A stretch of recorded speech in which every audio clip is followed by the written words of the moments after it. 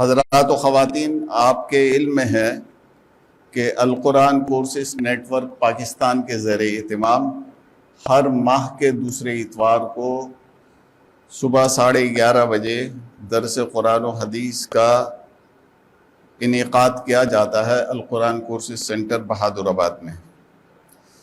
آج کا درس قرآن و حدیث بھی اسی سلسلے کی کڑی ہے، اور آج کا ہمارا موضوع ہے قرض لینے اور ادا کرنے کے شرعی احکام۔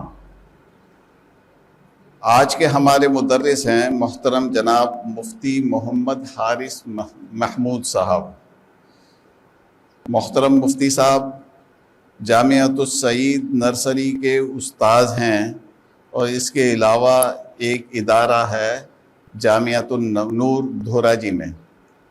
یہ ادارہ تخصصات اسپیشلائزیشن کرواتا ہے، تو اس میں بھی محترم مفتی صاحب طلباء کو تخصص کرواتے ہیں۔ اور اس کے علاوہ جامع مسجد شرف آباد میں روزانہ کی بنیاد پر درس قرآن و حدیث جو ہے وہ دیتے ہیں۔ میں محترم مفتی صاحب سے گزارش کروں گا کہ درس قرآن و حدیث کا آغاز فرمائیں۔ الحمدللہ رب العالمین والصلاة والسلام علی سید المرسلین وعلى آلہ وصحبہ ومن تبعهم بإحسان إلی یوم الدین۔ اما بعد فاعوذ باللہ من الشیطان الرجیم، بسم اللہ الرحمن الرحیم۔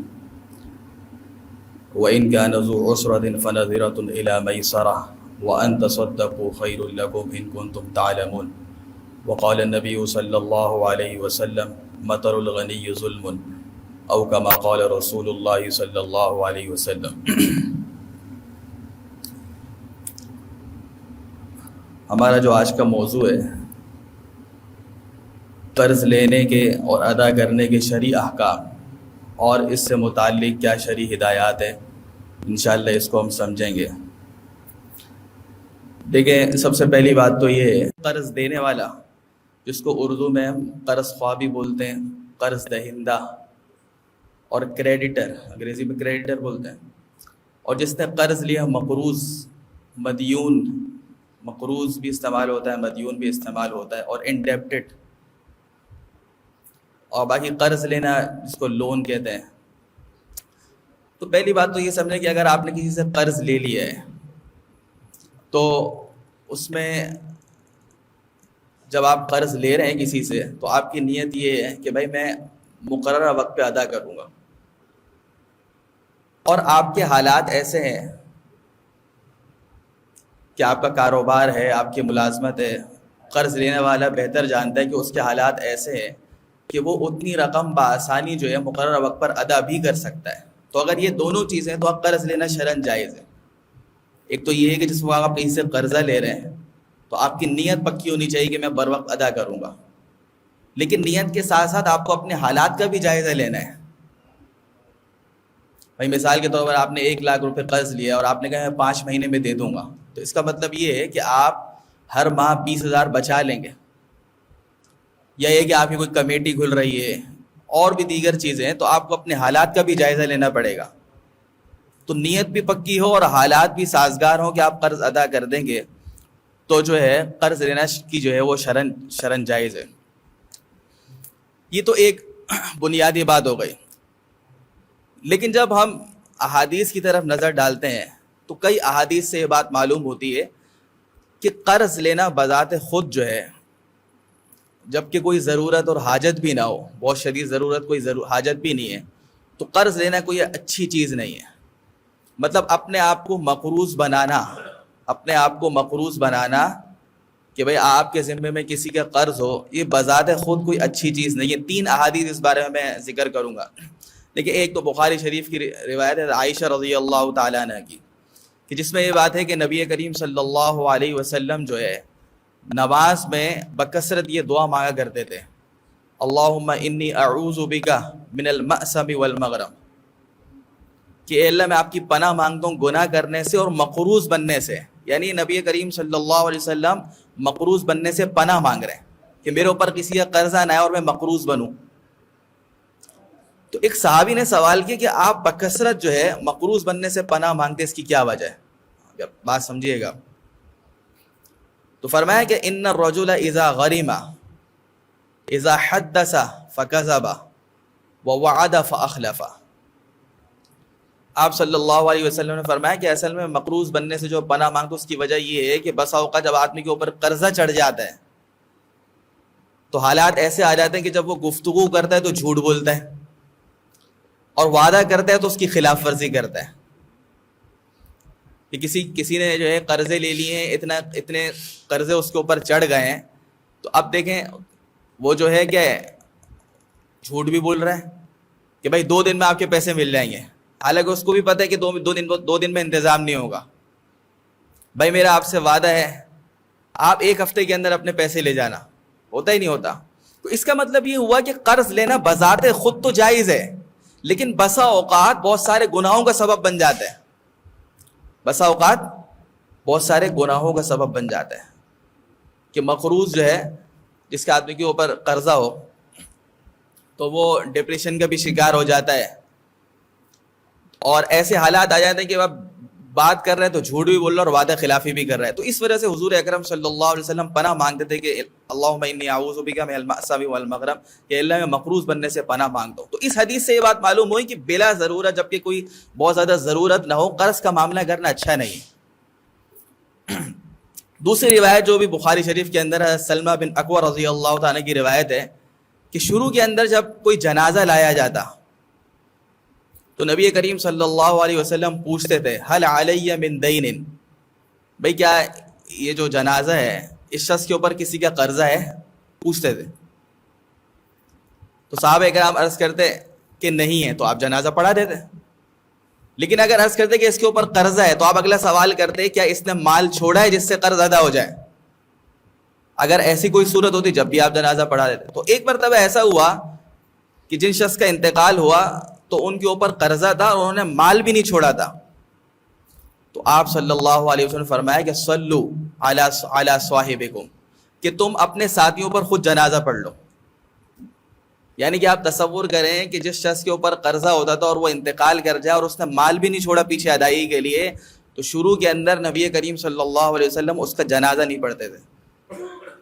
اور یہ امت کو اصل میں سبق دینا تھا، تنبیہ کرنی تھی کہ بھائی قرض لینے کے جو معاملات ہیں یہ بلا ضرورت نہیں کرو.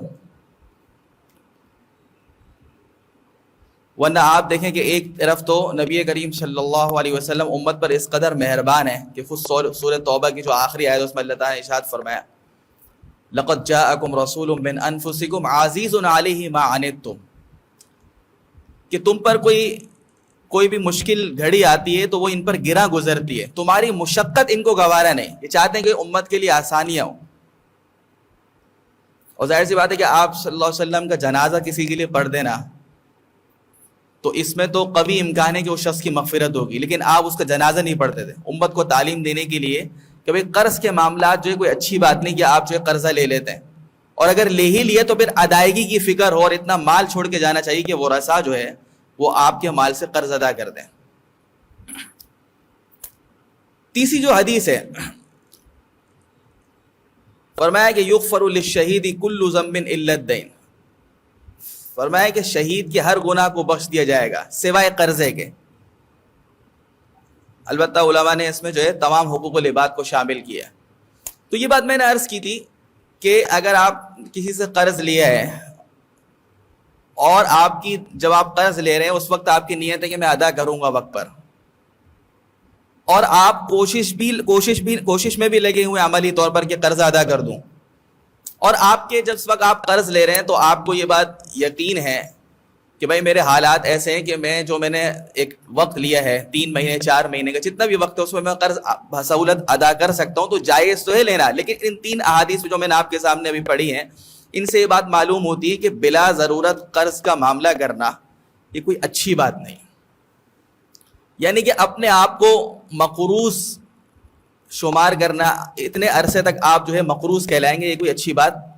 اچھا قرض لینے میں صرف یہ نہیں کہ آپ جو ہے انفرادی طور پر کسی سے 1 لاکھ روپے لے لیے 2 لاکھ روپے لے لیے، یہ بھی قرضہ ہے، لیکن وہ تمام چیزیں پیبلز جتنے بھی جو ہے آپ کے اوپر ڈیو ہیں واجب الادا ہے، وہ سب اس کے اندر آ جائیں گے.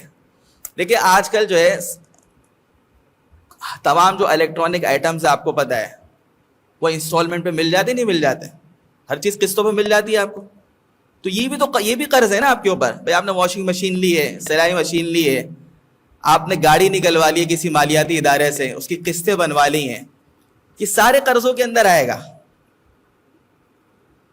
اب آپ نے کوئی بھی ایک چیز لی ہے اور اس کی آپ نے قسطیں بنا لی ہیں، قسطوں کے اوپر لی ہے، اور 1 سال تک قسطیں ادا کرنی ہے، تو 1 سال تک آپ اس ادارے کے کیا ہے؟ مقروض ہے.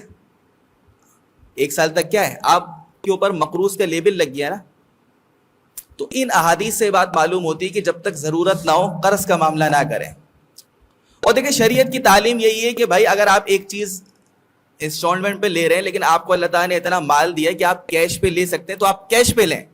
آپ کیوں اپنے اوپر مقروض کا لیبل لگا رہے ہیں 1 سال تک؟ یہ کوئی اچھی بات نہیں ہے. اگر آپ کو اللہ تعالیٰ نے اتنا نوازا ہے تو آپ کیش کے اوپر معاملہ کریں، تاکہ آپ نے ابھی چیز لیا آپ کسی کے بھی دیندار نہیں ہیں، یہ ہونا چاہیے.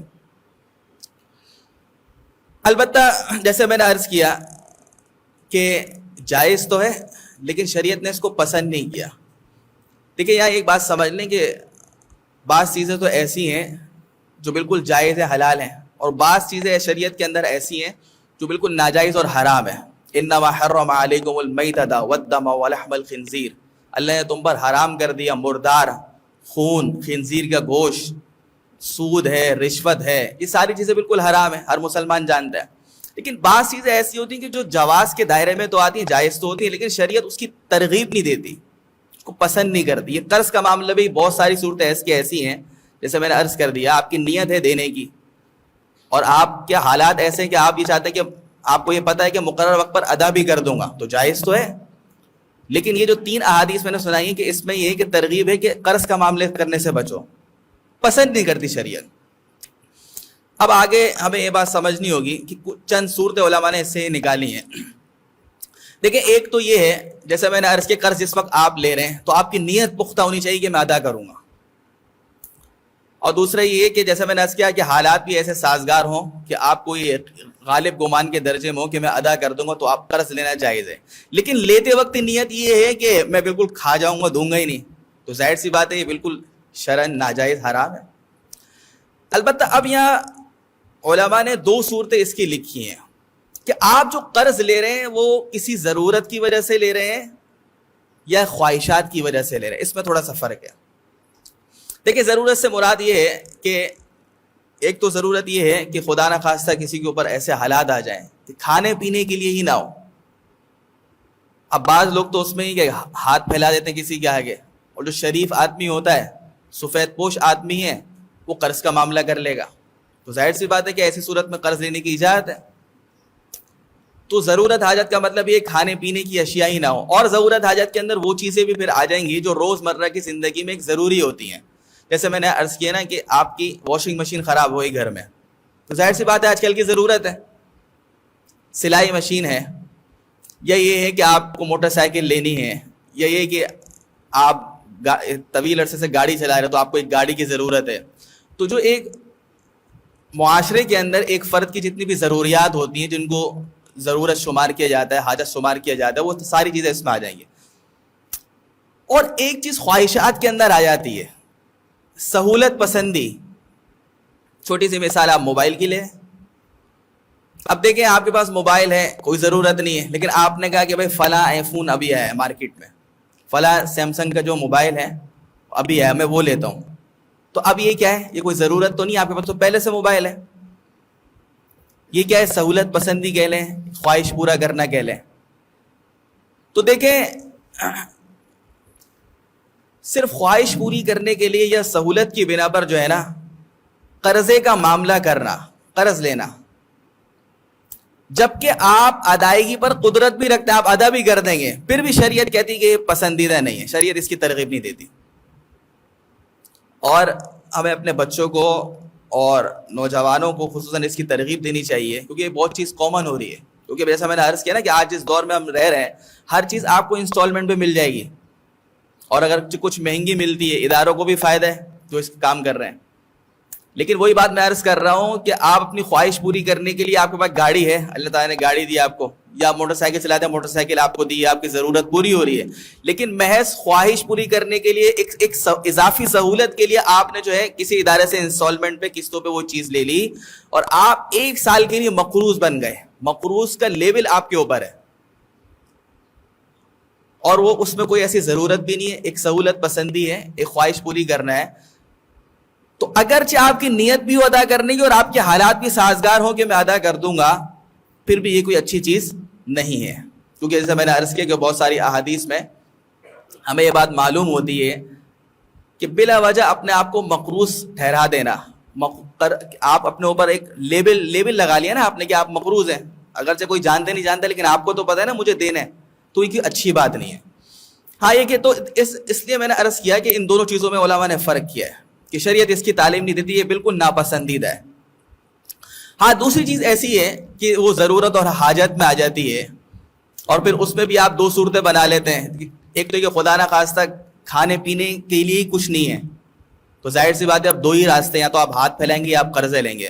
خود حضور اکرم صلی اللہ علیہ وسلم نے ایک یہودی سے 30 صاع جو لی تھی بطور قرض کیا, اور آپ نے رہن گروی رکھوانا جس کو کہتے ہیں, اپنی زرہ اس کو جو ہے وہ گروی رکھوائی تھی.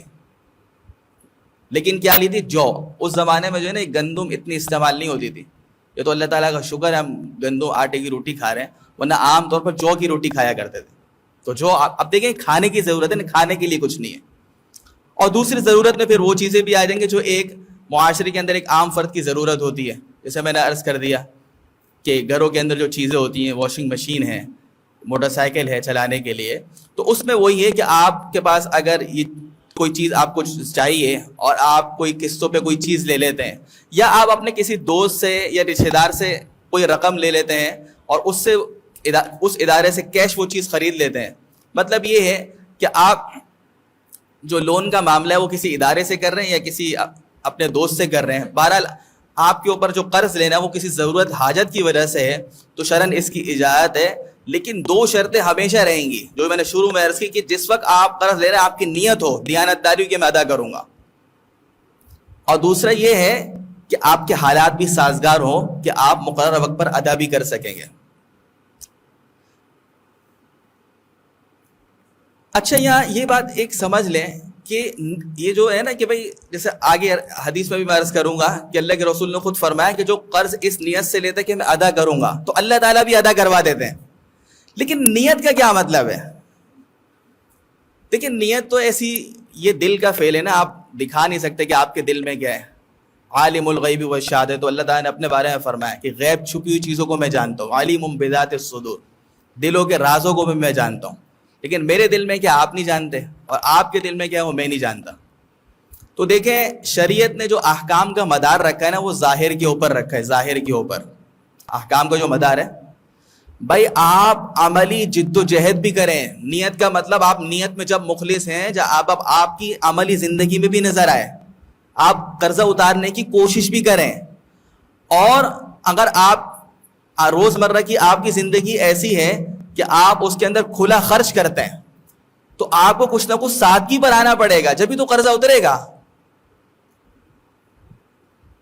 اب مثال دے رہا ہوں کہ آپ جو ہے وہ ہر مہینے 3-4 نئے کپڑے بنانے کے شوقین ہیں. اب آپ کے اوپر جب قرضہ چڑھ گیا تو کیا ضرورت ہے اب یہ بنانے کی؟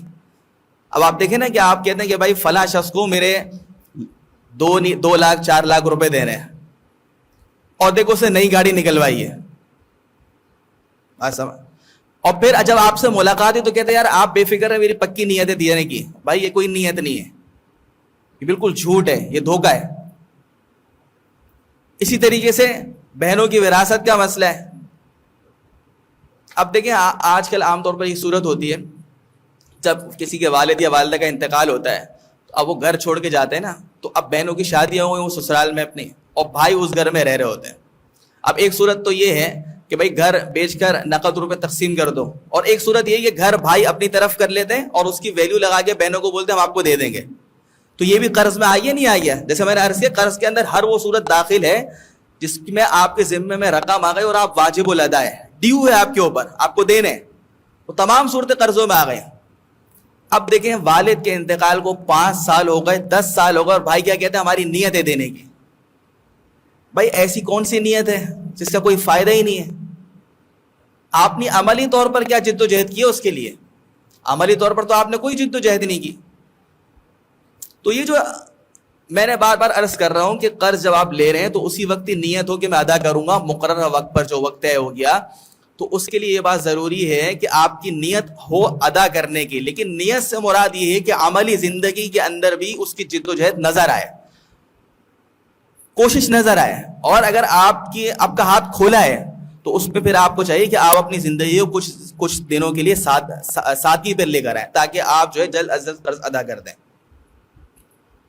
البتہ یہاں ایک صورت یہ بھی ہے کہ بعض مرتبہ ہم دکانداروں سے کچھ لین دین کا معاملہ کرتے ہیں، لیکن وہاں مقصد قرض لینا نہیں ہوتا، مال کی کمی کی وجہ سے قرض لینا نہیں ہوتا، بلکہ مقصد یہ ہوتا ہے کہ ایک سہولت ہوتی ہے کہ ہم مہینے کے بعد ادا کر دیں گے. جیسے بہت سارے حضرات دودھ والے سے معاملہ کرتے ہیں کہ بھائی روزانہ آپ ہمارے گھر پر 2 کلو دودھ پہنچا دینا اور مہینے کے آخر میں پیسے لے جانا. راشن والوں سے اس قسم کے معاملات ہوتے ہیں. تو اس میں بھی تو دیکھیں نا کہ آپ 30 دن تک آپ کے اوپر دودھ کی جو رقم ہے وہ ڈیو ہو گئی، قرضہ تو چڑھ گیا آپ کے اوپر.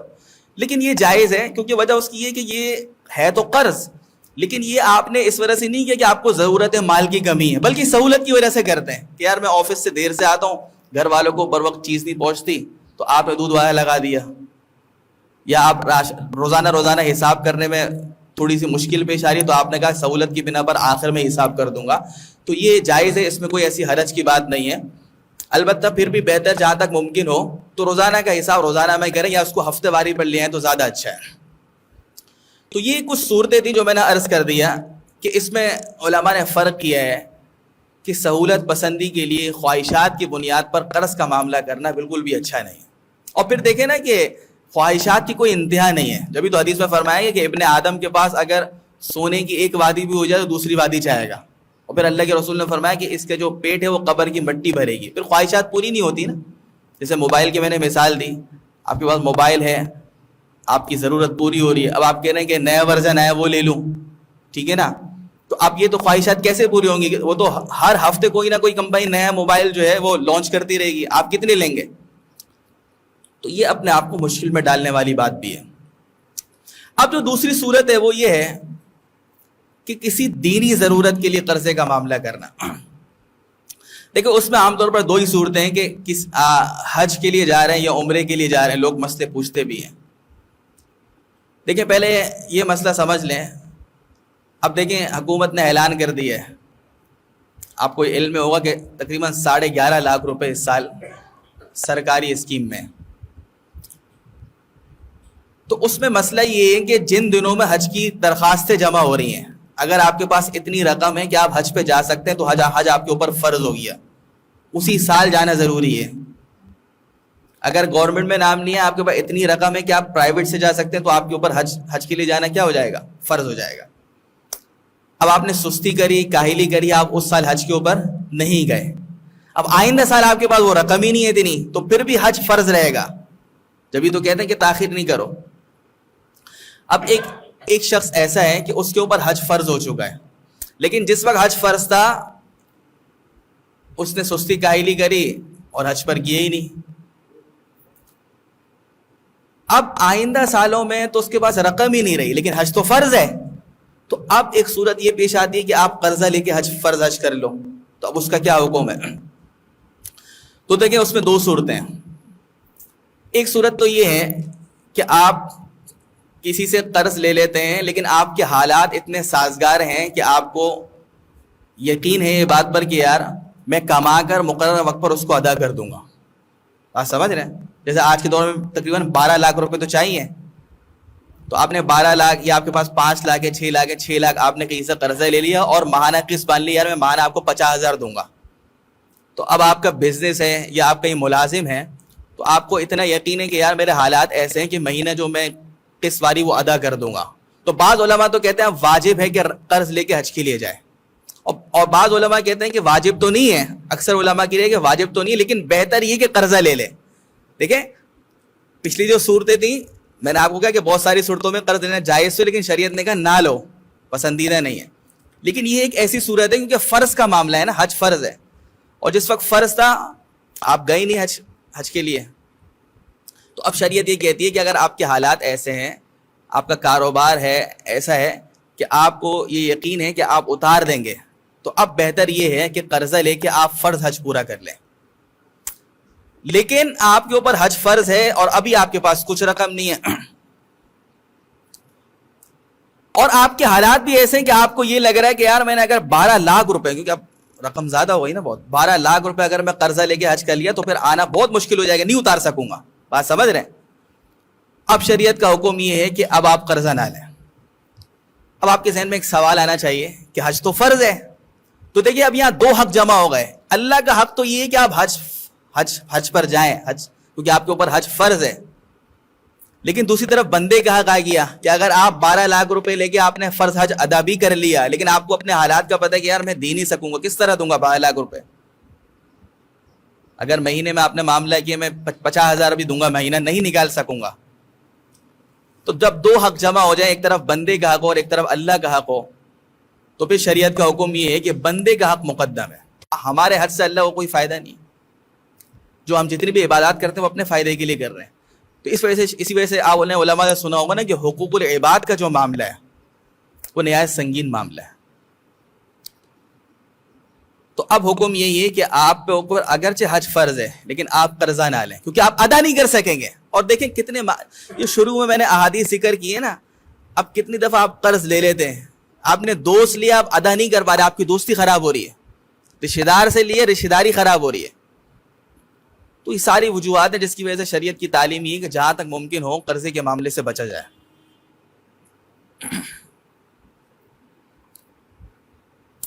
یہ تو مسئلہ تھا فرض حج کا. اب آپ آ جائیں کہ آپ نے اب یہ آپ کے علم میں مسئلہ ہوگا کہ حج جو فرض ہے وہ ایک ہی مرتبہ ہے, ایک آپ نے حج کر لیا وہ فرض ادا ہو گیا. اب آپ جتنی بھی دفعہ حج کریں گے وہ نفلی حج کہلائے گا, اور عمرہ کرنا ایک مرتبہ سنت ہے, اور باقی جتنی دفعہ کرنا چاہیں یہ مستحب ہے, اور نفلی عبادت ہے, اجر و ثواب ہے. تو نفلی حج کے لیے قرض لینا یا عمرے پر جانے کے لیے قرض لینا, تو دیکھیں ایک صورت, اب اس میں بھی وہی دو صورتیں جو میں نے آپ سے عرض کی. اب ایک صورت تو یہ کہ آپ عمرے پہ جا رہے ہیں, نفلی حج کے لیے جا رہے ہیں, آپ قرضہ لے رہے ہیں, لیکن آپ کو پتہ ہے میں ادا نہیں کر سکوں گا, تو جائز ہی نہیں ہے سرے سے, کیونکہ جب فرض حج کے لیے منع کر دیا تو عمرے کے لیے کیسے اجازت ہوگی؟ اب آپ مثال عمرے پہ جا رہے ہیں تو 2.5-3 لاکھ روپے تو چاہیے, اب آپ نے لے لیا لیکن آپ کو پتہ ہے کہ میں ادا نہیں کر سکوں گا, تو اجازت نہیں ہے, کیونکہ عمرہ کرنا زیادہ سے زیادہ سنت ہے, اور اگر ایک دفعہ کر چکے تو مستحب ہے. مستحب کا مطلب نفلی عبادت ہے. اور قرض کی جو ادائیگی ہے مقررہ وقت پر یہ واجب ہے. ہاں البتہ یہ ہے کہ اگر آپ عمرے پر جانا چاہ رہے ہیں یا نفلی حج کے لیے جانا چاہ رہے ہیں اور آپ کے پاس کچھ رقم کم پڑ رہی ہے, آپ کسی سے قرضے کا معاملہ کر رہے ہیں اور آپ کہیں کہ میں ادا کر دوں گا, آپ کے حالات ایسے ہیں جیسے کہ کسی نے کمیٹی ڈالی ہوئی ہوتی ہے, BC ڈالی ہوئی ہوتی ہے, اب آپ اپنی فیملی کے ساتھ جانا چاہ رہے ہیں, کسی اچھا گروپ مل گیا اس کے ساتھ جانا چاہ رہے ہیں, لیکن اب آپ نے کہا یار میرے 2 مہینے بعد کمیٹی نکلے گی, میں قرضہ مجھے دے دو, 2 لاکھ روپے دے دو, کمیٹی نکلے گی ایسے ہی دے دوں گا, ٹھیک ہے. تو ظاہر سی بات ہے کہ جب آپ ادا کر سکتے ہیں مقررہ وقت کے اوپر, تو پھر جو ہے قرض لے کر عمرے پر جانا ہے, نفلی حج پر جانا ہے, اس کی اجازت ہے جبکہ آپ مقررہ وقت پر ادا کر سکتے ہو. لیکن بہتر یہی ہے, علماء نے یہ بات لکھی ہے حج اور عمرے کے آداب میں, آپ کوئی بھی رسالہ لیں اس کے اندر جہاں حج عمرے کے آداب لکھے ہیں وہ یہی لکھے ہوئے ہیں کہ قرض کا معاملہ صاف کر کے جاؤ, کچھ نہیں پتا کہ آپ واپس آئیں گے بھی نہیں آئیں گے, جہاں تک ممکن ہو. البتہ یہ بات میں نے عرض کر دی کہ بعض صورتوں میں جیسے کہ آج کل ویزے کے معاملات ہوتے ہیں کہ اگر بعد میں جاؤں گا ویزا لگنا مشکل ہو جائے گا, یا کوئی اچھا گروپ مل گیا اس کے ساتھ جا رہا ہوں, پہلی دفعہ جا رہا ہوں, سمجھ رہے ہیں, اور یہ میرے چاچا کے لڑکے ہیں یہ جا رہے ہیں, تو یہ بار بار کر چکے, ان کے ساتھ جانے کا موقع ملے گا, فائدہ ہو جائے گا. تو اگر اس صورت میں ایسا ہے کہ مہینے 2 مہینے بعد آپ ادا کر سکتے ہیں قرض, تو قرض لے کے آپ جا سکتے ہیں. اچھا اس میں ایک صورت یہ کہ جتنی صورتیں میں نے بتائیں اس میں تو یہ ہے کہ آپ پہلے سے آپ کسی کے مقروض نہیں تھے اور آپ ایک قرض لے کر حج پر جا رہے ہیں یا عمرے پر جا رہے ہیں, یہ صورتیں اس کی تھی. اب ایک صورت یہ ہے کہ آپ مقروض ہیں, پہلے سے آپ کے اوپر قرضے چڑھے ہوئے ہیں, بات سمجھ رہے ہیں, پہلے سے آپ کے اوپر قرضے چڑھے ہوئے ہیں, اب جو ہے حج کے لیے جانا یا عمرے کے لیے جانے کا کیا حکم ہے, ٹھیک ہے. تو دیکھیں اس میں 2 صورتیں ہیں. ایک صورت تو یہ ہے کہ آپ کو قرض ادا کب کرنا ہے. مثال کے طور پر آپ نے جس سے قرضہ لیا ہوا ہے, آپ جس کے مقروض ہیں, اس کی تاریخ آ چکی ہے, وہ کہہ رہا بھائی میرے پیسے دو, اور آپ حج کے لیے جا رہے ہیں یا عمرے کے لیے جا رہے ہیں تو اس کی اجازت نہیں ہے, اس کے پیسے دینا ضروری ہے. کیونکہ دیکھیں اگر حج فرض بھی ہے پھر بھی علماء نے لکھا ہے کہ حج جو فرض ہے وہ تو اللہ کا حق ہے, اور یہاں بندہ کھڑا ہوا ہے بندے کا حق ہے, تو یہ مقدم ہے. جب فرض حج کے اندر یہ حکم ہے تو نفلی حج یا عمرے کے اندر تو یہ حکم زیادہ ہوگا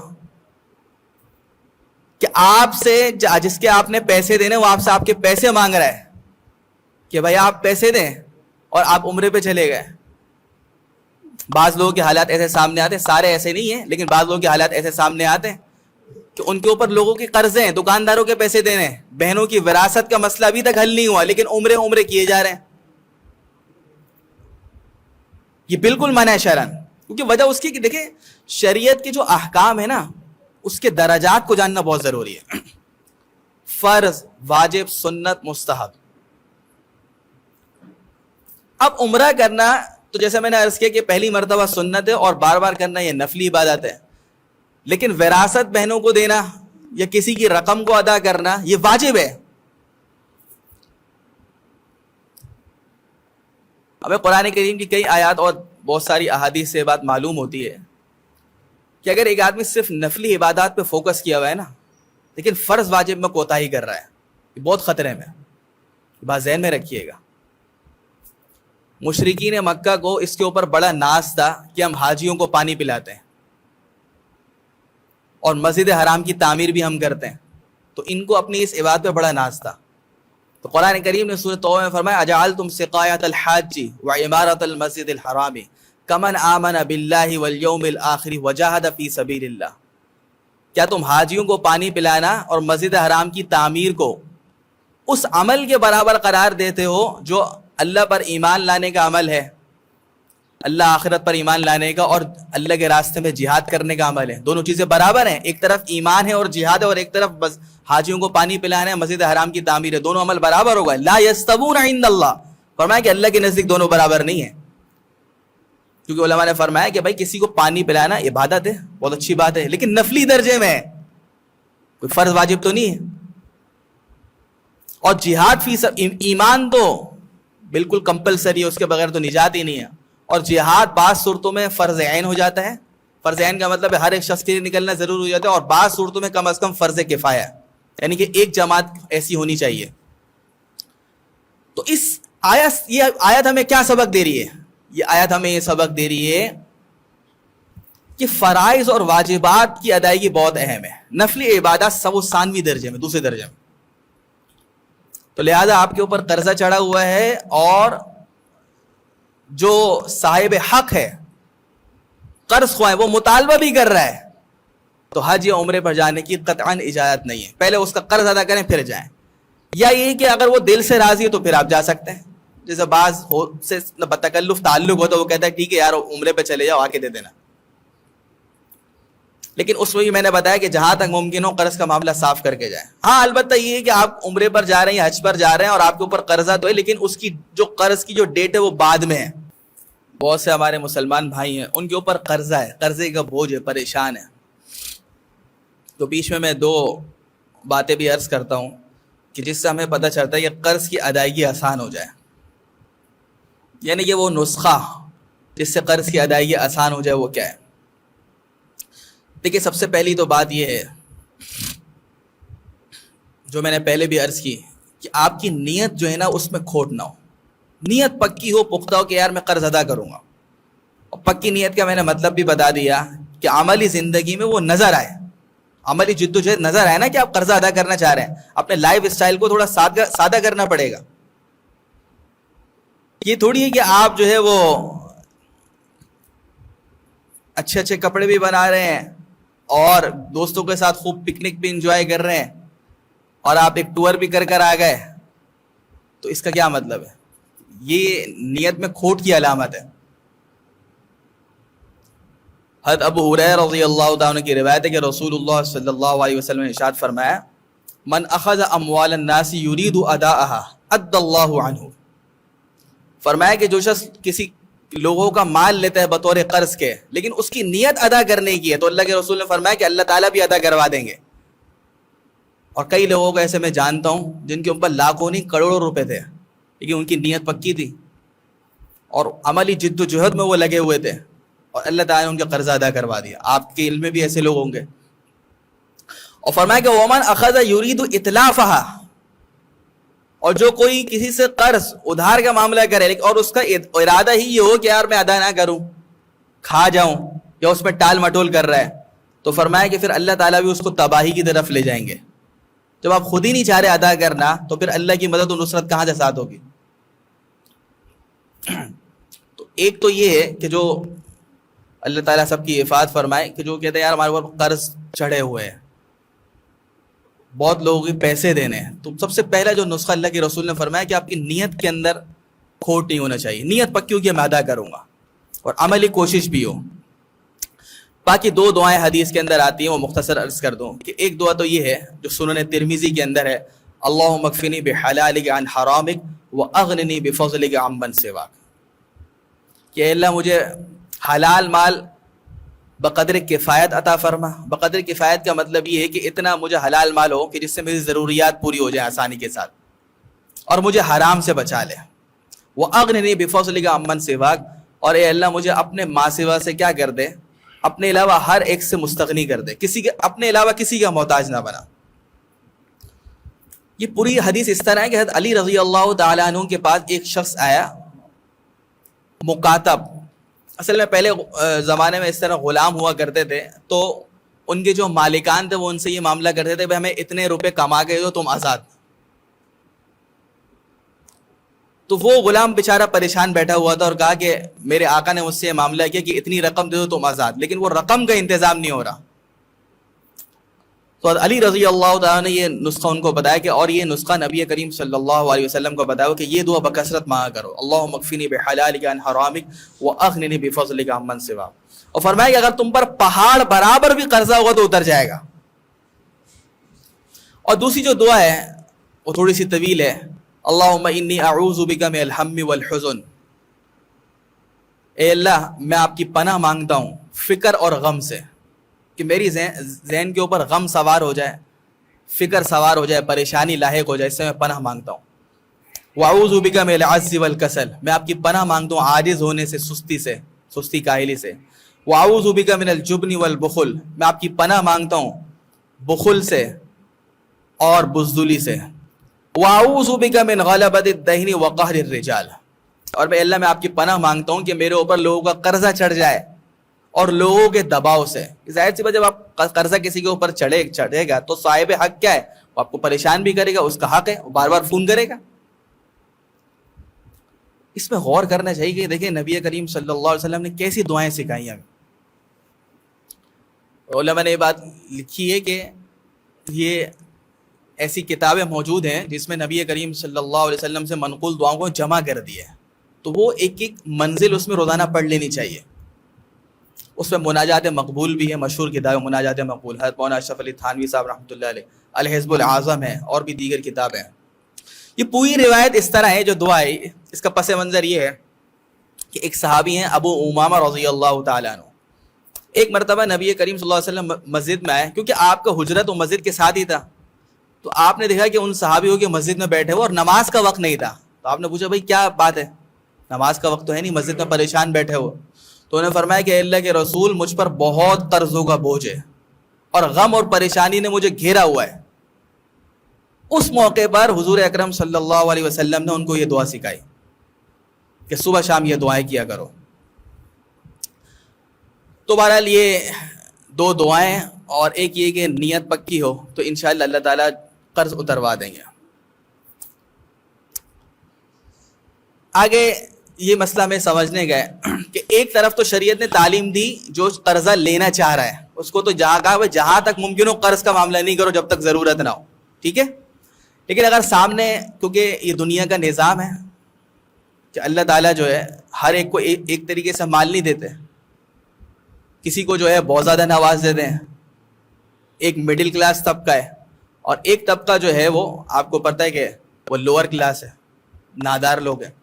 اور قرآن نے کہا وفی اموالہم حق للسائل والمحروم، تمہارے مالوں میں حق ہے ان سوال کرنے والوں کا اور سفید پوش لوگوں کا. تو بہرحال جب تک دنیا چلے گی یہ تین قسمیں تو لوگوں کی ہوں گی.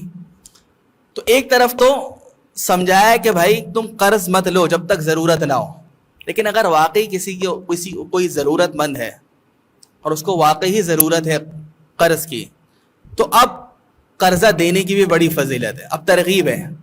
اب ایک مسلمان بھائی کو بڑی پریشانی لاحق ہو گئی اور آپ کو پتہ ہے کہ یار واقعی یہ مصیبت میں، اور ایک راستہ تو وہ بھی تھا کہ لوگوں سے سوال کر لیتا اور وہ صدقے کا راستہ پھر وہ واپس بھی دینے نہیں پڑتا. لیکن ظاہر سی بات ہے کوئی بھی شریف آدمی، سفید پوش آدمی اس کو پسند نہیں کرتا، کہتے ہیں مجھے قرض دے دو میں لوٹا دوں گا. تو اب قرضہ دینے کی بھی بڑی فضیلت ہے.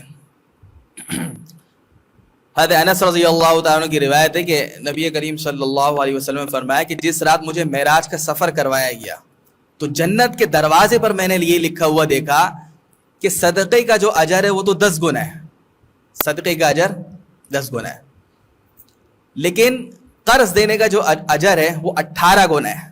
یعنی کہ 1 روپیہ آپ کسی غریب کو دیتے ہیں صدقے کی نیت سے تو 10 نیکی ہیں، اور 1 روپے کسی کو قرض دے تو 18 نیکی ہیں. حالانکہ جس کو آپ نے صدقہ دیا ہے وہ تو آپ واپس بھی نہیں لے سکتے، اس دے دیا وہ. لیکن قرض میں تو یہ ہے کہ اگر آپ نے کسی کو کوئی رقم دی تو وہ رقم بھی واپس آئے گی، پھر بھی اس کی نیکیاں زیادہ کیوں ہیں؟ تو اللہ کے رسول نے خود حضرت جبریل امین سے پوچھا کہ کیا وجہ ہے کہ قرض جو ہے وہ صدقے سے بھی افضل ہے، قرضہ دینا وہ صدقے سے بھی افضل ہے، اس کی کیا وجہ ہے؟ تو جبریل امین نے عجیب بات ارشاد فرمائی، ابن ماجہ کی روایت ہے کہ ان السائل یسأل وعنده، بس اوقات ایسا ہوتا ہے کہ سوال کرنے والا سوال کرتا ہے حالانکہ اس کے پاس ضرورت کے بقدر مال موجود ہوتا ہے. آپ نے دیکھا ہوگا کہ جب یہ کووڈ-19 چل رہا تھا تو اس دوران ایسے بھی مسائل ہے کہ اب بہت سارے لوگوں نے راشن کی تقسیم کری تو ایک شخص سے اس کو 3-4 راشن مل چکے ہیں، ٹھیک ہے نا، ایک اور شخص نے اس کو راشن دے دیا، یا وہ پھر بھی سوال کر رہا ہے، حالانکہ اب نہیں کرنا چاہیے لیکن پھر بھی کر رہا ہے. سارے ایسے نہیں ہوتے لیکن بہت سارے ایسے بھی ہیں کہ لوگوں سے سوال کر رہے ہیں، اللہ معاف کرے جب عادت پڑ جائے، اب عادت چاہے اچھی ہوئی ہے بری وہ چھوٹتی نہیں ہے. اب لوگوں سے سوال کر رہا ہے حالانکہ وعنده اس کے پاس مال موجود ہے. لیکن والمستقرض لا يستقرض الا من حاجت، جو قرضہ طلب کر رہا ہے نا وہ جب ہی قرضے کے لیے آئے گا جب اس کو ضرورت ہو، اکثر ایسا ہی ہوگا. تو اس کا مطلب یہ ہوا کہ جب آپ کسی کو قرضہ دے رہے ہیں تو آپ ایک مسلمان کی ایک ضرورت اور حاجت کو پورا کر رہے ہیں، اور بس اوقات آپ سے کوئی سوال کر رہا ہے تو یہ بھی ممکن ہے کہ اس کو کوئی ضرورت ہی نہ ہو، تو اس وجہ سے قرضے کا اجر زیادہ ہے. اور اس میں ایک بات یہ بھی ذہن میں آتی ہے کہ ایک مسلمان جب سوال کرنے کی طرف نہیں گیا، وہ قرض کی طرف چلا گیا، تو آپ قرضہ دے کر اس کی عزت نفس محفوظ کر لیتے ہیں کہ ایسی نوبت اس کو نہیں آ رہی کہ وہ کسی کے آگے ہاتھ پھیلائے. آپ نے اس مسلمان کو بچا لیا نا قرضہ دے کر، کہ ایسی نوبت نہیں ہے کہ وہ سوال کرے.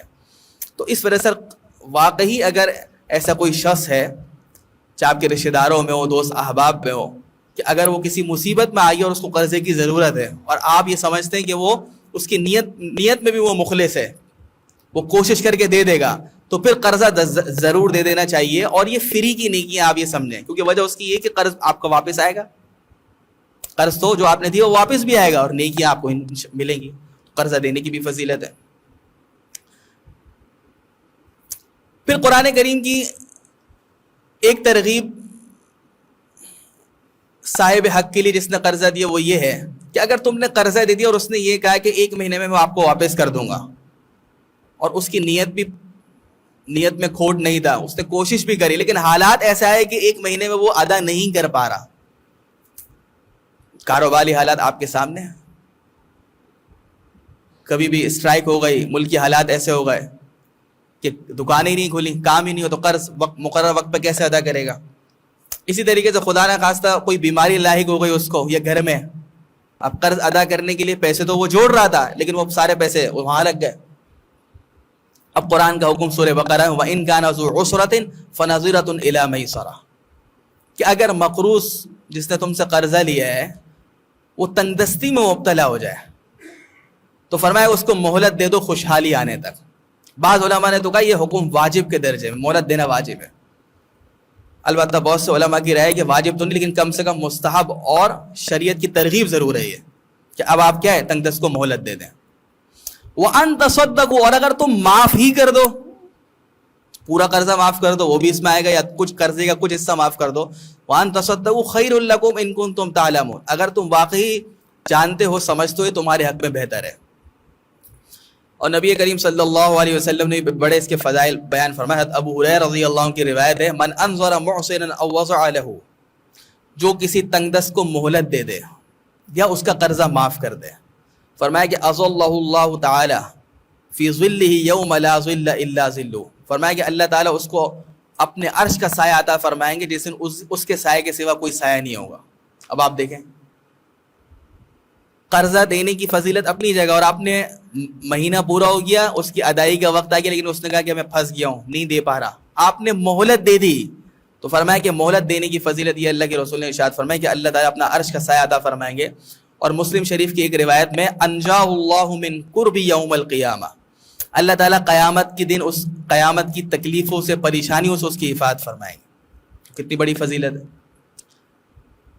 تو دیکھیں دونوں طرف ہے. ادھر شریعت نے مقروض کو کہا کہ بھائی نیت پکی ہو، جان مارو قرضہ ادا کرنے کی، بات سمجھ رہے ہیں؟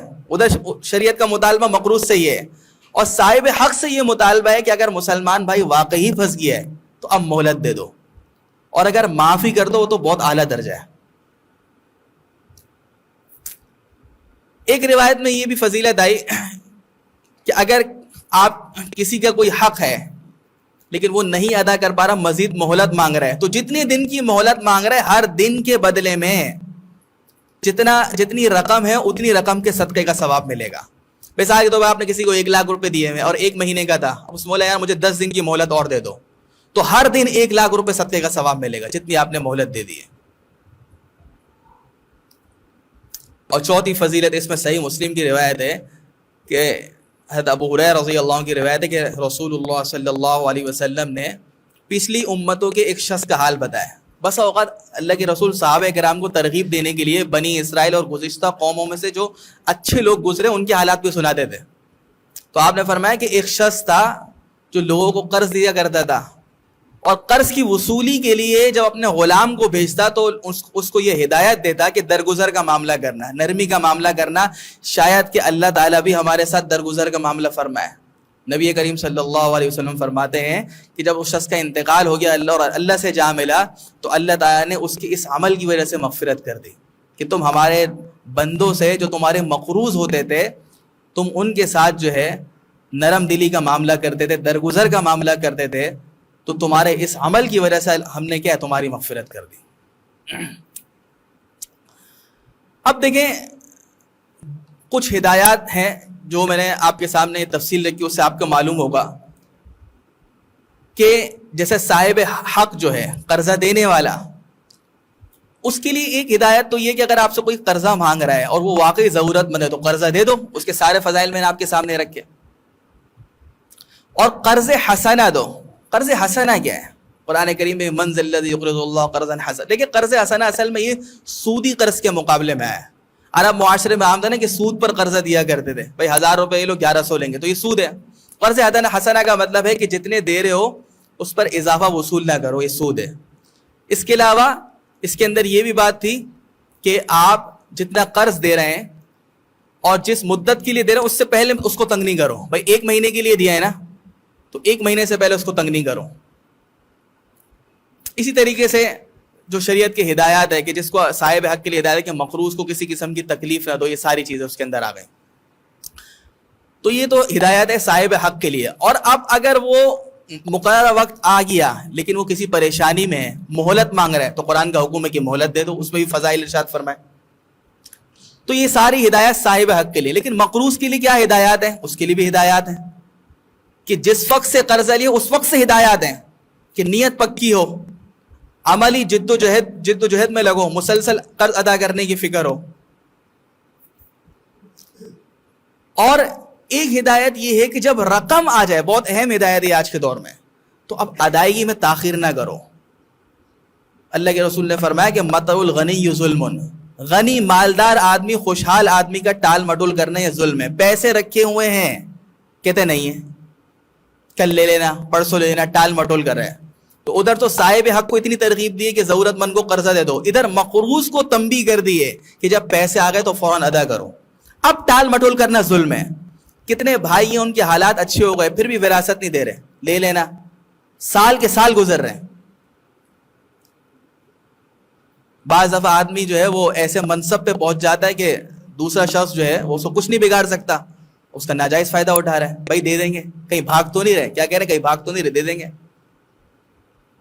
تو اب مقروض کو یہ ہے کہ بھائی جب پیسے آ گئے آپ خوشحال ہو گئے تو فوراً ادا کرو.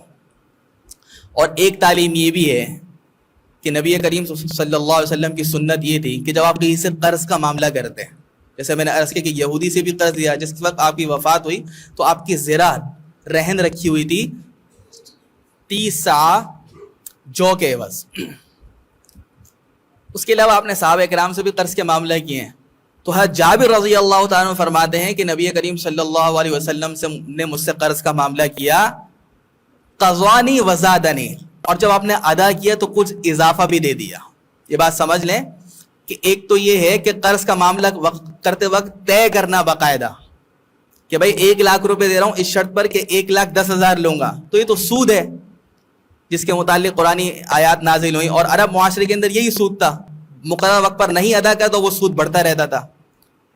لیکن ایک یہ کہ پہلے سے کوئی معاملہ طے نہیں ہوا، پہلے سے کوئی معاملہ طے نہیں ہے، اس نے قرض حسنہ دیا ہے کہ جتنے پیسے اتنے ہی آپ دے دینا وقت مقررہ پر. لیکن مقروض کو یہ چاہیے کہ دیتے وقت، کیونکہ آپ کے ایک مسلمان بھائی نے مدد کی تھی، اب دیتے وقت کچھ اضافی چیز دے دو. یہ نبی کریم صلی اللہ علیہ وسلم کی سنت ہے، اس کو کہتے ہیں حسن قضا، اچھے اور عمدہ طریقے سے ادا. یہ کوئی واجب تو نہیں ہے، لیکن اگر آپ دے دیں گے تو اچھی بات ہے کہ اس نے آپ کی مشکل وقت میں کام ہے. آپ نے 1 لاکھ روپے لیے تھے، آپ 1,00,000 روپے دے دیں یا کوئی ایسی چیز دے دیں، پہلے سے کوئی بات طے نہیں تھی تو اس طرح دینے کی اجازت ہے، کوئی حرج کی بات نہیں. اور ایک چیز جو احادیث میں آئی کہ جس کو آپ نے قرضہ دیا ہوا ہے، تو ابن ماجہ کی روایت ہے کہ اس سے آپ کوئی ہدیہ قبول نہ کریں اور اس کی سواری پر بھی سوار نہ ہو. بات سمجھیں، اصل میں یہ اس صورت میں ہے کہ جب کوئی تعلق کی بنیاد پہ آپ کو یہ فائدہ نہیں دے رہا مقروض، بلکہ قرض کی بنیاد پہ دے رہا ہے. جیسے کہ میں نے ان بھائی کو جو ہے 1 لاکھ روپے قرضہ دیا، ٹھیک ہے. اب قرض کے معاملے سے پہلے تو انہوں نے کبھی بھی مجھے اپنی گاڑی چلانے کو نہیں دی، اب یہ مجھے اپنی گاڑی بھی چلانے کو دے رہے ہیں. تو اس کا مطلب یہ ہے کہ وہ جو فائدہ مل رہا ہے وہ قرض کی بنیاد پر مل رہا ہے. اور حدیث شریف میں ایک نسخہ بتا دیا ہے، ایک ضابطہ بتا دیا، علی رضی اللہ عنہ کی روایت ہے، کل قرض جر نفعا فهو ربا، ہر وہ قرض جو کہ نفع کو کھینچ کے لائے وہ سود میں آ جائے گا. تو ایک تو یہ کہ جو پہلے سے طے کرتے تھے بھائی 1 لاکھ دے رہا ہوں 1,10,000 لوں گا، یہ قرض کے اوپر نفع، یہ ناجائز ہے. اسی طریقے سے ایک صورت یہ بھی اللہ کے رسول نے فرمائی کہ اگر جو ہے پہلے سے کوئی ایسا تعلق نہیں ہے آپ کا، لیکن مقروض صرف قرض کی بنیاد کے اوپر آپ کو کوئی فائدہ دے رہا ہے، تو وہ مت لو، کیونکہ وہ پھر قرض کی بنیاد پر ہے، وہ تعلق کی بنیاد پر نہیں. ہاں ایک یہ کہ آپ کا کزن ہے، سگا کزن ہے، پہلے بھی جو ہے تھوڑے بہت لین دین کے معاملات چلتے تھے، ہدایہ کے معاملات چلتے تھے، یا پہلے بھی ایسی باتیں ہوتی تھیں، گاڑی چلانے کو، موٹر سائیکل ایک دوسرے کو چلانے کے لیے دے دی، اب قرض کے بعد بھی دی، تو اب کوئی حرج نہیں، کیونکہ اس کا مطلب وہ تعلق کی بنیاد پر ہے، وہ قرض کی بنیاد پر نہیں. تو ایک شرعی ہدایت یہ ہے کہ جہاں تک ممکن ہو صاحب حق جو ہے جس نے قرضہ دیا ہے وہ مقروض سے کوئی مالی نفع نہ لے قرض کے علاوہ. اور جب یہ اصول آپ سامنے رکھیں گے تو بہت ساری چیزیں آپ کو سمجھ میں آ جائیں گی. اب جو میں نے ایک بات عرض کر دی کہ دور حاضر کے اندر بہت سارے مسائل اس قسم کے ہیں، کل قرض جر نفعا فهو ربا، کہ ہر وہ قرض جو کہ نفع لے کر آئے وہ ربا، سود میں آ جائے گا. اب دیکھیں آج کل جیسے میں نے عرض کیا بہت ساری چیزیں آپ کو انسٹالمنٹ پہ مل جاتی ہیں، قسطوں پہ مل جاتی ہیں. تو بہت ایک تو سوال یہ بھی کرتے ہیں کہ بھائی مثال کے طور پر یہ لیپ ٹاپ ہے، اگر نقد لوگے تو 50,000 کا ہے اور 6 مہینے کی قسطوں پہ لوگے تو 70,000 کا ہے، تو یہ جائز ہے بشرطے کہ جس وقت آپ معاملہ کر رہے ہیں تو یہ طے ہو جائے کہ آپ ادھار لے رہے ہیں اور اس کی قسطیں بھی جو ہے وہ متعین ہو جائے، ساری چیزیں جو ہے بالکل واضح ہوں. البتہ اس میں یہ شرط نہ ہو کہ اگر آپ نے کوئی فیس لیٹ کری تو آپ اضافی دیں گے، 70 کے بجائے 80 دیں گے، یہ سود ہو جائے گا. اسی وجہ سے جس نے بھی اسلامی مالیاتی ادارے ہیں اور اسلامی بینکنگ ہے، انہوں نے پھر اس کی اب انہوں نے کہا کہ اربوں روپے ہم لوگوں سے مانگتے ہیں تو کچھ نہ کچھ تو دباؤ ڈالنا پڑے گا. تو انہوں نے پھر علماء نے اس کا حل نکالا کہ آپ چیریٹی کریں گے، کہ اگر آپ کوئی قسط ٹائم پہ نہیں دیتے تو وہ پہلے سے یہ طے کرواتے ہیں کہ پھر آپ اتنی رقم جو ہے وہ فلاں جو ہے رفاہی ادارے کے اندر، فلاں NGO کے اندر آپ صدقہ کریں گے، ہمیں اس سے کوئی فائدہ نہیں. بہرحال یہ تو ایک بڑے ادارے اس طرح کرتے ہیں، لیکن عام طور پر جیسے میں نے عرض کیا کہ کوئی ادارہ جو ہے ایسی شرط اگر لگاتا ہے قسطوں کے معاملے میں کہ اگر آپ کی فلاں قسط لیٹ ہوئی تو آپ سے اتنا اضافی وصول کریں گے، اس کی اجازت نہیں. اسی طریقے سے بہت سارے موبائل کمپنیز ہے، یہ آفر آتی ہے کہ بھائی آپ اتنا ڈپازٹ کریں تو آپ کو اتنے فری منٹس ملیں گے، ٹھیک ہے نا. تو یہ ساری چیزیں، تو اس میں یہی اصول آپ سامنے رکھیں کہ جو آپ سے وہ ڈپازٹ لے رہے ہیں نا تو وہ قرض ہے، وہ آپ کے مقروض ہو گئے، تو قرض کی بنیاد پر وہ فری منٹس دے رہے ہیں یا قرض کی بنیاد پر وہ فلاں سروس دے رہے ہیں تو اس کی اجازت نہیں، کیونکہ یہ سود ہو جائے گا. ہاں اگر ویسے ہی وہ مارکیٹنگ کے لیے کہہ رہے ہیں آپ ہماری ایپ استعمال کریں تو آپ کو اتنا ڈسکاؤنٹ ملے گا، آپ ہماری ایپ سے بل کی ادائیگی کریں تو آپ کو اتنا ڈسکاؤنٹ ملے گا، اور کسی ڈپازٹ کی شرط نہیں لگاتے تو اس کی شرعاً اجازت ہے، وہ محض مارکیٹنگ کے لیے اور ایک انعام کی صورت ہے. تو یہ جو اصول آپ سامنے رکھے نا کہ قرض کے اوپر جو ملنے والا نفع ہے وہ سود کے زمرے میں آتا ہے، تو بہت سارے دور حاضر کے آپ کو مسائل سمجھ میں آنے لگیں گے کہ اگر کوئی مخصوص ڈپازٹ کی شرط لگاتے ہیں اور بولتے ہیں کہ بھائی اتنی رقم آپ رکھیں گے تو فری منٹس ملیں گے، اتنی رقم آپ دیں گے تو آپ کو یہ سہولت اضافی ملے گی، تو اس کی جو وہ شرعاً اجازت نہیں ہے. تو یہ آج کی مجلس ہماری تھی جو قرض کے موضوع پر ہوئی الحمدللہ، اور سارا اس کا خلاصہ یہ ہے کہ جہاں تک ممکن ہو قرض کے معاملات سے اپنے آپ کو بچانا چاہیے، اور اگر ضرورت اور حاجت کی وجہ سے قرض لے لیا جائے، خواہش کی بنیاد پر قرضے کا معاملہ کرنا، سہولت پسندی کی بنیاد پر قرضہ کا معاملہ کرنا یہ اچھا نہیں ہے. اور قرض جب لے لیا جائے تو شریعت کی تعلیم یہ ہے کہ نیت ہو ادائیگی کا، اور عملی طور پر آپ جان ماریں کہ آپ جلد سے جلد قرض ادا کر دیں. اور اس سلسلے میں جو بہت ساری ہدایات ہیں وہ ہم نے جو ہے الحمدللہ سنی ہے. اللہ تعالیٰ ان سب باتوں کو سمجھنے کی اور اس پر عمل کرنے کی اور اس کو جو ہے عام لوگوں میں مسلمانوں پر عام کرنے کی اللہ تعالیٰ ہم سب کو توفیق عطا فرمائے. وآخر دعوانا الحمدللہ رب العالمین. بہت شکریہ مفتی محمد حارث محمود صاحب. آپ کا موضوع تھا قرض لینے اور ادا کرنے کے شرعی احکام، اور الحمدللہ جناب مفتی صاحب نے جتنے بھی پہلو ہو سکتے تھے اس موضوع کو حتی المقدور کور کر دیا. رمضان المبارک کے حوالے سے جو ایکٹیویٹیز القرآن کورسز کے تحت ہوں گی تو وہ میں عرض کر دیتا ہوں. اور ہمارا جو درس قرآن و حدیث ہر مہینے کے دوسرے اتوار کو ہوتا ہے وہ رمضان المبارک میں اس ترتیب کے تحت نہیں ہوتا، بلکہ رمضان المبارک میں ہمارا یہ درس قرآن و حدیث 20ویں شب کو ختم قرآن جو یہاں تراویح میں ہوتا ہے اس کے موقع پر ہوتا ہے. اس سال بھی یہ ترتیب برقرار رہے گی، اور 20ویں شب کو انشاءاللہ قرآن کریم کی تکمیل کے موقع پر تراویح میں، اس موقع پر تراویح کے فوراً بعد یہ درس قرآن و حدیث ہوگا. اور ڈاکٹر ذیشان احمد صاحب ہر سال تشریف لاتے ہیں اس تکمیل قرآن کے موقع پر، اور وہی درس قرآن و حدیث دیں گے. ان کا موضوع بھی متعین ہو گیا ہے. ان کا موضوع ہوگا زندگی کے مختلف شعبوں میں معاشرتی اسلامی آداب کی اہمیت. دوسرا ضروری اعلان یہ ہے کہ ہر سال کی طرح اس سال بھی یہاں القرآن کورسز سینٹر بہادر آباد میں نماز تراویح کا اہتمام کیا گیا ہے. 8:30 بجے عشاء کی جماعت کا وقت رکھا گیا ہے. تو آپ تمام حضرات اور خواتین سے میری گزارش ہے کہ اگر آپ کے گھر یہاں قریب ہوں تو یہاں بھی آپ جو ہے ہمارے یہاں بھی شریک ہو سکتے ہیں نماز تراویح میں. تیسرا ضروری اعلان یہ ہے کہ آپ کے علم میں ہے کہ القرآن کورسز نیٹ ورک پاکستان خواتین میں بہت بڑے پیمانے پر کام کر رہا ہے، اور مختلف شارٹ کورسز جو ہے القرآن کورسز کے تحت ہوتے ہیں خواتین کے لیے، پورے سال بھر جاری رہتے ہیں. 6 ماہی، 6 ماہی اور 1 سالہ دین کے بنیادی تعلیمات پر مشتمل کورسز. اس کے ساتھ ساتھ رمضان المبارک میں ہم ایک اور سلسلہ شروع کرتے ہیں، اور وہ ترجمہ و تفسیر قرآن کا سلسلہ ہوتا ہے. روزانہ ایک پارے کا خلاصہ تفسیر بیان کیا جاتا ہے، اور رمضان المبارک کے 29 یا 30 روزوں میں پورے قرآن کریم کا ختم کیا جاتا ہے. تو اس بار بھی انشاءاللہ تعالی یہ سلسلہ جاری و ساری رہے گا، اور روزانہ صبح 10 بجے سے لے کر 12 بجے تک یہاں القرآن کورسز سینٹر بہادر آباد میں خواتین کے لیے یہ کلاسز ہوں گی، اور بنس روڈ کے ہمارے مرکز میں بھی ہوں گی۔ اس کے علاوہ گزشتہ کئی سالوں سے ہم اس سلسلے کو آن لائن کی بنیاد پر بھی کر رہے ہیں، بذریعہ زوم بھی ہوگا یہ، تو اس میں الحمدللہ سینکڑوں خواتین اب تک داخلہ لے چکی ہیں۔ آپ کے جو ہے حلقہ احباب میں ایسی خواتین ہوں تو ان کو بھی آپ متوجہ کریں، تاکہ اگر وہ کسی وجہ سے یہاں شریک نہ ہو سکیں تو آن لائن سن لیں۔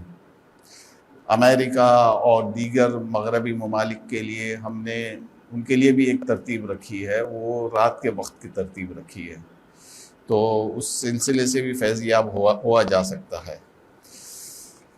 علاوہ ازیں کچھ اعلانات جو ہے اموات کے حوالے سے ہیں۔ ہمارے ذکی بھائی ہیں، ان کی اہلیہ کے چاچا کا انتقال ہوا ہے، ہمارے گل بھائی ہیں، ان کی والدہ کا انتقال ہوا ہے، حافظ سجاد صاحب کے والد صاحب انتقال کر گئے۔ ان سب کی اور دیگر جتنے بھی ہمارے احباب ہیں ان کے گھر میں کسی قسم کی کوئی اموات وغیرہ ہوئی ہیں، ان سب کے لیے، ان کی مغفرت کے لیے یہاں ہم دعا کریں گے۔ اور چونکہ القرآن کورسز نیٹ ورک پاکستان ایک دینی ادارہ ہے، یہاں روزانہ کی بنیاد پر قرآن کریم کی تعلیمات کا سلسلہ جاری و ساری رہتا ہے، تو ہم ان سب کے لیے ان جو ہے تعلیمات کو صدقہ جاریہ بھی بنائیں گے۔ فیاض صاحب جو ہمارے یہاں ہوتے ہیں، ان کے والد صاحب کے دل کا آپریشن ہوا ہے، تو ان کی صحت کے لیے بھی ہمیں دعا کرنی ہے۔ میں جناب مفتی محمد حارث محمود صاحب سے گزارش کروں گا کہ دعا فرمائیں۔ ربنا ظلمنا انفسنا وان لم تغفر لنا وترحمنا لنكونن من الخاسرين ربنا آتنا في الدنيا حسنه وفي الاخره حسنه وقنا عذاب النار۔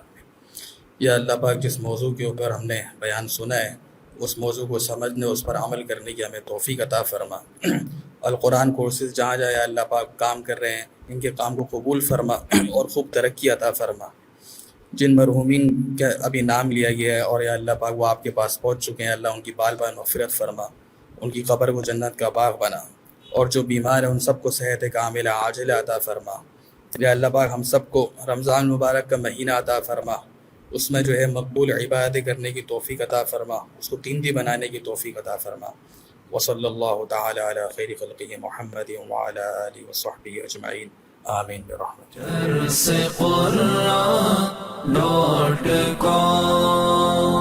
www.darsequran.com